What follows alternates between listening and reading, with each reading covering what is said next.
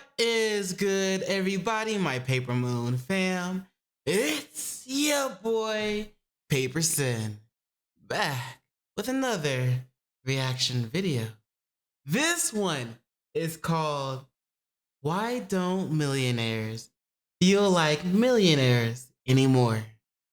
So you know those Twitch streamers and Kick streamers that you love to watch that have like thousands of subscribers and stuff like that? And like, not that, yeah, hundreds of subscribers, yeah, thousands of subscribers, a crazy amount of subscribers, and are like multi-millionaires on the low. Why don't they feel like millionaires? I'm pretty sure they do. But anyway, when I first saw this video, I was like, is it something that has to do with inflation? I doubt it, because that still wouldn't really, keep millionaires from feeling like millionaires. Still got all that money. I'm still trying to become one of them. But let's find out what it is. I'm curious. So let's check it out, shall we? It's by the YouTube channel Logically Answered. So as always, link to the video, link to the channel, both in the description below. Let's check them out. A few weeks ago, I made a video about big tech, as I tend to do, and somewhere in the video, I mentioned that FANG engineers generally have enough money to retire by the time they're in their 30s. Okay. After all, they tend to cross the $200,000 salary mark pretty early in their career, and by the time they've been in the workforce for 10 years, their initial stock compensation itself has grown 5 to 10x. So it doesn't take them long to become a millionaire or even a multi-millionaire. To this, an Apple engineer commented that retiring by 30 was the funniest line in the video. He went on to claim that he had been working at Apple for almost 10 years now, and that he was nowhere near retirement. We had a bit of back and forth after this, but he eventually said this: "I'm not a manager, but I'm the highest tier of software engineer. Just to give you a sense of my total compensation, I pay 6 figures in federal taxes per year, and I still have to pay California tax on top of that. I'm a multi-millionaire, I own a house, I own more than $1 million worth of Apple stock. But here's the thing, it doesn't make me rich in Silicon Valley. I'm still very much middle class. The cost of life is so high. It's probably easy to look." That's ridiculous, man. Look at that. Look at that. Working for Apple for almost 10 years. Let's see. Oh, wait. There it is. Multi-millionaire, owns a house, owns more than $1 million worth $1 million worth of Apple stocks. But he doesn't feel like a millionaire because he lives in Silicon Valley. And the cost of living is so damn high that all that money he has is just helping him being able to live there. It's not giving him an excess of money so that he can actually live like a millionaire. First off, that's low-key his fault. Like, why would you want to live in such an expensive place? But I guess at the same time, you get the security, you get the nice houses and everything. It's kind of like you get the luxury of living in that area. So it's the cost of living is, just the cost of living. No wonder it charges so much. But would you want to live in a place that charges so much and have millions of dollars, but just till you feel like you're not a millionaire? I mean, but at least you're surrounded in luxury, to be honest, and you got all that stuff. So it might be a decent trade. I don't know, to be honest. I don't know. I mean, shit. I'm still very much middle class. The cost of life is so high. It's probably easy to look at this and be like, oh, it's just another multi-millionaire complaining about how they don't have enough money. But I think there's a lot more layers to this. For one, I think this engineer is very much genuine in that he doesn't feel comfortable retiring in California, even with a multi-million-dollar net worth. Damn. Moreover, statistically speaking, being a millionaire really isn't all that special nowadays. Well, in fact, shit. having $1 million net worth somehow doesn't even get you into the top 10% of households within America. And that was as of 2020. Stocks have gone insane since then, and given that the wealthiest 10% of Americans own 89% of the market, they made a killing. So being a millionaire in 2023 may only put you within the top 20% of Americans. In other words, nearly 1 in 5 Americans are from a $1 million household. So join me as we take a look at the history of being a millionaire and why modern day millionaires just don't feel the same. Yeah, pick a better place to live. and still Being be a able to do your millionaire job. probably seems like a super American capitalist ideology, but the term actually dates back to the early 1700s to France, though it did involve America. France was in a pretty sticky financial situation at the time, as the probability of bankruptcy was becoming larger and larger with each passing day. Instead of just cutting back on spending though, the Duke of Orleans decided that it would be a great idea to embrace a more modern solution, aka take on a bunch of debt. Essentially, they would open a sort of national bank and transfer all of the country's debt to the bank. And to pay Shit. back this debt, France was going to open up the Mississippi Valley for trading and mining. On paper, this was a solid plan, as the Okay. Mississippi Valley was not only a prime location, but it was apparently mineral rich. Not wanting to miss out, the French would begin buying shares of the Mississippi Company like there was no tomorrow, sending the stock soaring from 500 livres to 18,000 livres. That was a good time to get in on that. If the public knew, if anybody in the public knew and had the ability to get in on that, you know what I'm saying, for the stocks, they would have been, some more of them would have been made millionaires. Like, shit. I don't know, man. I wonder if they kept it to themselves. But I like his, like, the history lessons and finding out how things came to be. This is awesome. As such, many of these investors would become extremely rich, at least on paper, leading to the coining of the term millionaire. Unfortunately, this high didn't last that long, as the Mississippi Company's profits never materialized and the stocks would collapse soon after. Since then, we have seen some references to the word millionaire here and there from people like Thomas Jefferson. But the modern capitalist millionaire didn't pop up till the late 1800s during the Gilded Age. The Gilded Age was one of the most prosperous times in US history, at least for the rich. In fact, the rich were wealthier than ever, far wealthier than even the top billionaires today. Damn. These industrialists owned massive oil companies, steel companies, banks, and automotive companies. And these businesses were so dominant that they often controlled over 90% of their respective industries. The owners of these mega monopolies were referred to as millionaires, but they weren't really millionaires. They weren't really even billionaires. Their wealth was best described in the trillions. They controlled several percentage points of the entire American GDP, which translates to each of them boasting net worths of $250 billion or $500 billion. So originally, the term millionaire wasn't used to describe people with $1 million per se. Rather, it was used to describe the Elon Musks and Jeff Bezos of the world. Makes sense. But the significance of the word millionaire has only gone downhill since then. It's easy to just point at inflation and say that that's what devalued millionaires, but that's not really the case. $1 million in 1880 is only worth $30 million today, not hundreds of billions. So the culprit isn't inflation, it's actually economic growth. Real quick, it's funny how the term millionaire has pretty much lost its value. It used to be a term that was used for like the Jeff Bezos and like you said, the Jeff Bezos of the world and the Elon Musks of the world. But now it's lost so much value in its name that millionaires are just people who have millions of dollars instead of like are as rich as Jeff and Elon. Shit. I don't know, man. I still wouldn't mind being one day. But still, yeah. So inflation did somewhat play a part, but it's not the actual culprit. It's just economic growth. Okay, so I thought I knew I wasn't gonna be right. Didn't But measure GDP, but it's estimated to be somewhere between 10 and 20 billion. Today, the American GDP stands at 26.5 trillion, or 1,000 to 2,000 times more. So really, whenever you see the word millionaire back in the late 1800s and early 1900s, you can just replace it with the word billionaire, because that's really what being a millionaire originally was. the golden period. What's up? Clearly, becoming a millionaire was completely unreasonable for the average person during the Gilded Age, and this only became worse during the Great Depression. But things would bounce back stronger than anyone thought possible after World War II. The 1960s brought with it likely the strongest economic period in US history from the average person's perspective. Unemployment was consistently in the 3 to 5% range, and this is when the idea of the American dream really started to flourish.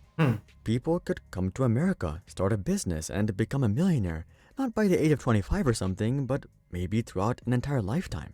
Yeah. This was also likely the best time to aim to become a millionaire. It wasn't super out there like trying to become a billionaire, but it also wasn't super common like the average price of a Californian house or something. It was akin to trying to make around 10 million today, which sounds about right. A hard and ambitious goal for sure, but also not too out there.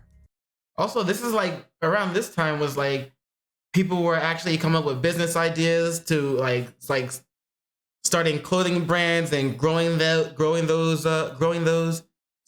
starting opening stores and things like that. But compared to now, things so many things have so many things have changed to the point where people can become millionaires just from sitting behind the computer because the process of being able to make money and the methods have changed so much thanks due to technology, thankfully, that nobody really has to come and start open physical stores. They don't have to come and do all this extra hard work type of thing, you know? I mean, they can still do hard work online, but it's so much easier now than it was before, in my opinion, that we are starting to see more millionaires pop up, I believe.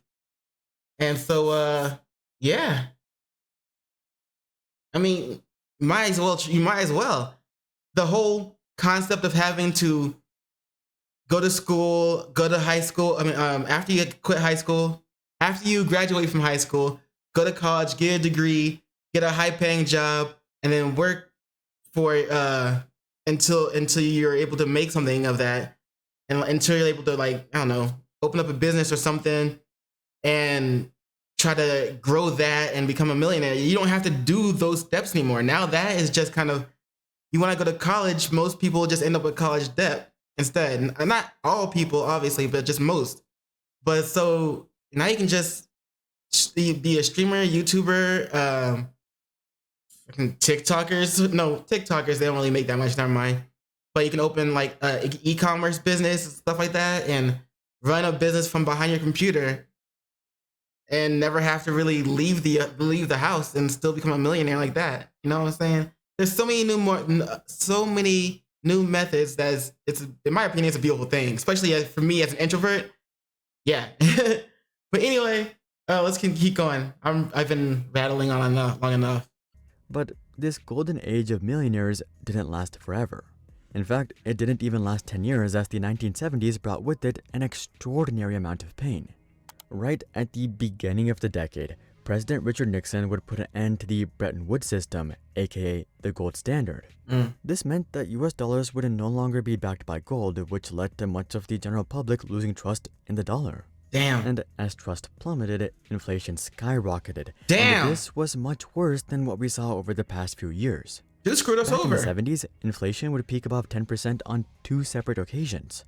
To make things worse, the Middle Eastern countries would band together and launch an oil strike against America, leading to one of the worst energy crises of all time.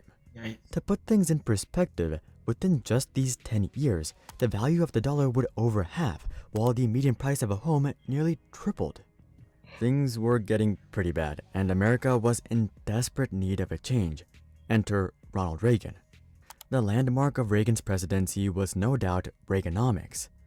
Now, you can get into the weeds of all the specifics and intricacies, but in a broad sense, Reaganomics was pretty simple. Essentially, the idea was to make it easier for rich people to grow their wealth by cutting taxes and decreasing regulation. As the rich got richer, some of their wealth should naturally trickle down to people of all classes, or at least that was the theory. In practice, this turned out to be completely false. R.I.P. On one hand, this did definitely reignite the American dream. It's obviously a lot easier to make $1 million when you have to pay less in taxes and deal with less regulation. So the rich did indeed get richer, pulling along the American economy with them. The problem, though, was that not much wealth actually made its way to the average American, as the rich naturally just tended to keep the extra money they made. If a business made an extra $100 in profit, 90 would just go straight to the owner, and maybe 10 would make its way back to the people. Damn. Combine this with the fact that Reagan had to cut down a bunch of social programs to make Reaganomics work, and suddenly the average person was worse off than before. Wait, let's see. Domestic program spending cuts to curtailed government intervention. Reagan cut or reduced funding to multiple domestic welfare programs, including Social Security, Medicaid, food stamps, education, and job training programs. In a deeply controversial move, he also ordered the Social Security Administration to tighten enforcement on disabled recipients, ending benefits for more than 1 million recipients. Damn. But despite all the pain, there was a select group of average people that were doing better than ever before. Yeah, the millionaires. Oh, It may seem like tech bros making millions is a new phenomenon thanks to companies like Google and Facebook and Apple. But this trend can actually be traced back to the 1990s. Take Dell for example. Following Dell's IPO in 1988, a whopping 2,700 millionaires would be minted over the next 20 years. Damn. In fact, Dell millionaires were so common that people just referred to them as Dellionaires, and this marked the first step of the normalization of millionaires. While 2,700 millionaires was definitely a massive amount for a single company back in the 90s and 2000s, compared to the overall population, it's still an extremely small amount, but that was just the beginning.